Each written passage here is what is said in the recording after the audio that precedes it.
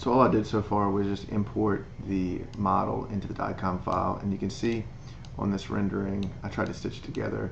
There's a lot of scatter on the upper arch, and what you can kind of see, there's a little bit of scatter on the posterior arch. It didn't stitch that well. So there's a lot of blue and a lot of whites. So what I'm going to try to do is turn off the mandible. Hopefully, if they're not touching. You can see she's in a good occlusion, so I'm not too worried about. I can always turn it back on if I want to make sure that the teeth are aligned properly. So I go into surfaces, and then I want to press isolate, and I'll click the mandible. Actually, I meant to click the maxilla. But you see how it didn't get away? It didn't take it away. It's usually because the meshes, the DICOM data is touching the top from the lower. So what you can do is you can lower the density until it just comes off, and then try to isolate more. If you accidentally isolate the wrong arch, you can just press invert right here. So it didn't isolate what I wanted it to. It actually took away the posterior mandible, which is not what I want to do. So what I'll do is I'll just press back. Let's see.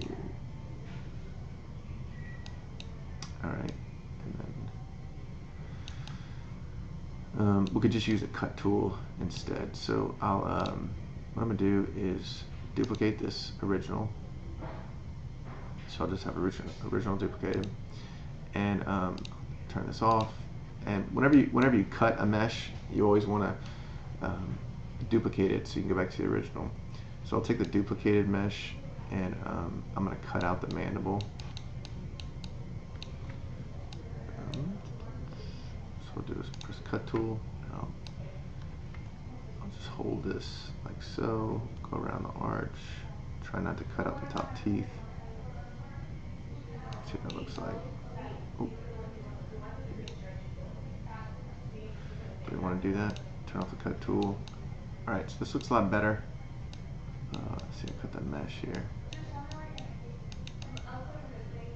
Let's see. It looks like I cut the mesh. Let's go back once again. So it makes it hard whenever you're doing these big cases. So that's how it was originally whenever I imported. Yeah, it looked like that. Okay. So I'm still going to work on the duplicated because I want to keep the original.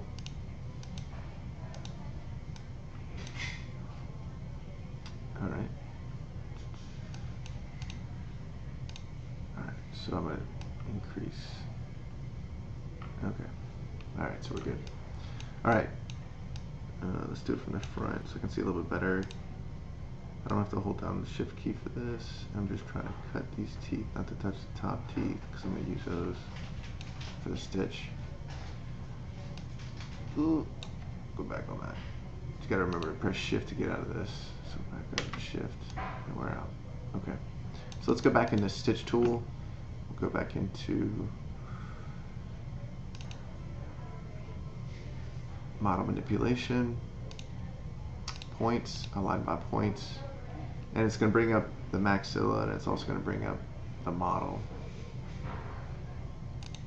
Alright, sometimes it takes a little time to get into this, and so what we'll do is try to get these in the same orientation. You can see there's a lot of metal in our mouth. So we'll stitch these the best we can, clicking on good start points.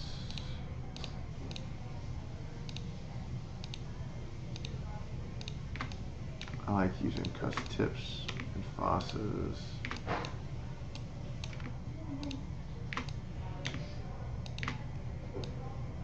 So those are probably the main areas, and I always like to get a buckle and a lingual. Looking at the canines or the laterals. A little fossa there, fossa.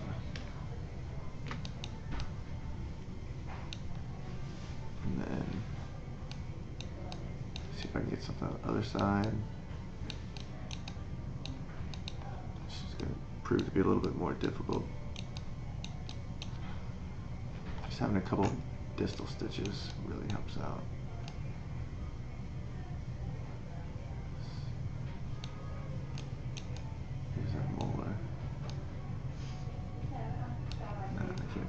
There's too much scatter from all our old work. So I'll go on this lateral. It's the best I got here. If she couldn't even do edentulous, I know Taylor said that she had that X-ray thing unplugged. So I know that that tells me that she couldn't get it done in my room. Let's see how this looks. We really just need 5 points. We'll go back to this image. We'll run through it. You can see I'm still off. This sometimes when you have that much scatter, it just takes a while to restitch. So I'll just go back into align by points. I'll add another one with facial, mid-facial. Maybe I just need something like that. Maybe mid-facial, the central. See how that looks. It moved it a little bit, so it's too far. It's too far facial. Yeah. So I need to find some lingual points to access. And let's see what it looks like right here. It's actually lining up pretty good. Pretty good in the back. All right, align by points once again. So it's asking me for some lingual points. Look at these.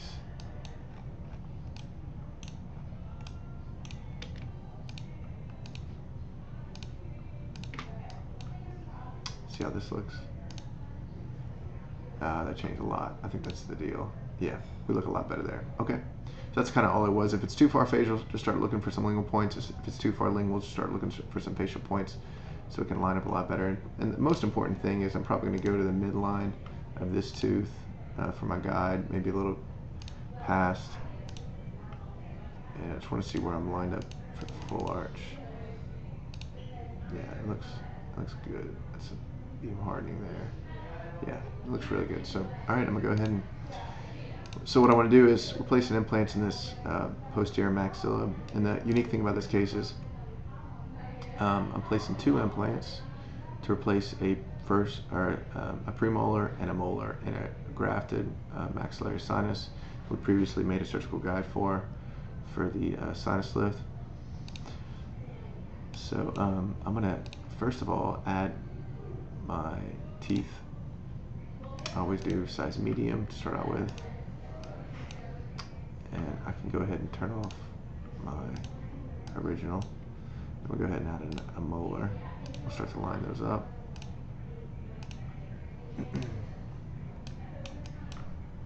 So I'll change this orientation a little bit.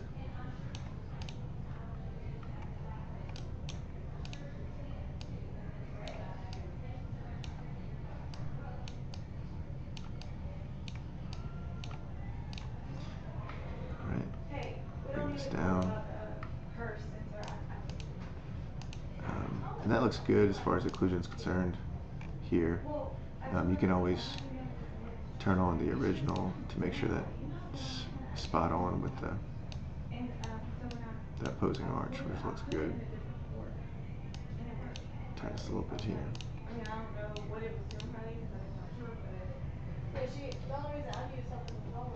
All right, so now we can turn that off again. So lock our teeth, and then we can go ahead and place our implants. So we'll place a metric maxilla 3.5, roughly by 10. That's where I want to be at a minimum. This area.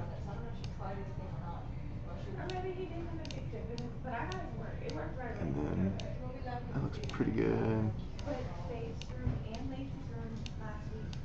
So I don't have that much bone, so I can either shorten the implant and turn it into an 8, which I'll do here. Place implant, change it to an 8mm length implant. Yeah, that'd be better. And then I'm just gonna do a sinus bump, pop that up, and then we can look at it from this angle as well. That looks pretty good. I need to change that a little bit to get it coming out the central fossa. We'll do that in a second, and then I'm gonna go ahead and add a second implant here.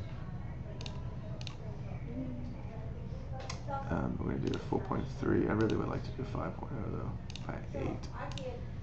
And I can even bump this up a little internal sinus lift. Before I forget. Yeah. So let's look at this again. in this image here. This is an 8mm implant, so I'm just going to lower it. So my drill guide stops at the floor of the sinus. Actually, it doesn't look that bad right there. I'm definitely going to do internal sinus lift. This is number 10. Look at that. It's coming out too far linear, so I'm going to bring it a little more central fossa-ish. It looks a lot better. Double check this on the model always. Yeah, you can see this looks good, this is off.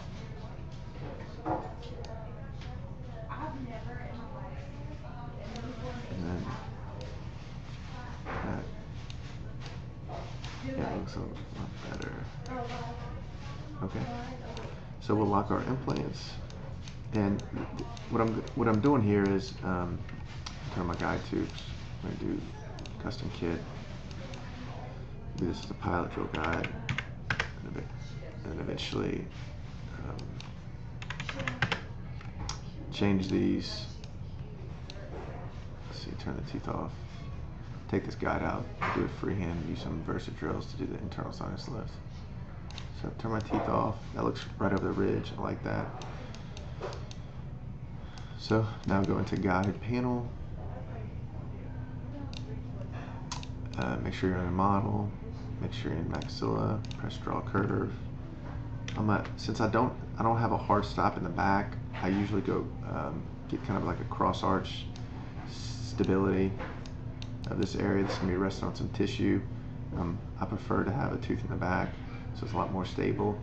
If you don't, you just need to get a little bit more strength from the opposing teeth.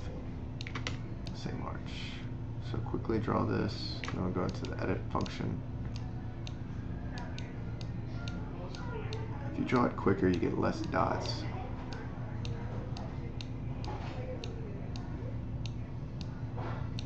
So again, I kind of want to be on teeth as much as possible, except for this area.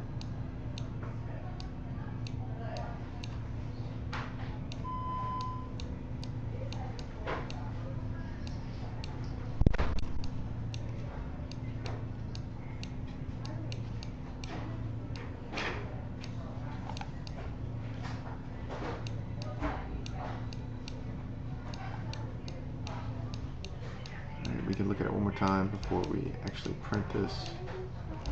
So kind of like where I'm at. Just go ahead and double check everything. Implant angles look good. Occlusion will be fine. We can turn on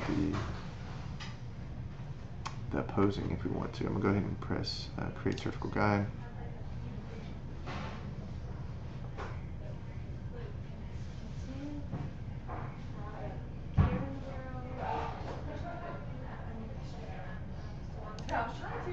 And then here we go. We have our surgical guide in place. It's going to be a lot more stable. I'll have the patient bite on a bite block right here to keep this side stable. And I'm always going to check this tooth to make sure that this is completely sealed off. If it's not sealed off, then I know it's popping up. And we're just going to use this as a pilot drill guide, take it out, use our Versa drills to expand the osteotomy. We can also print sequential drill guides if we wanted to from this. I'm going to make sure I save everything and go ahead and export this data. That's it.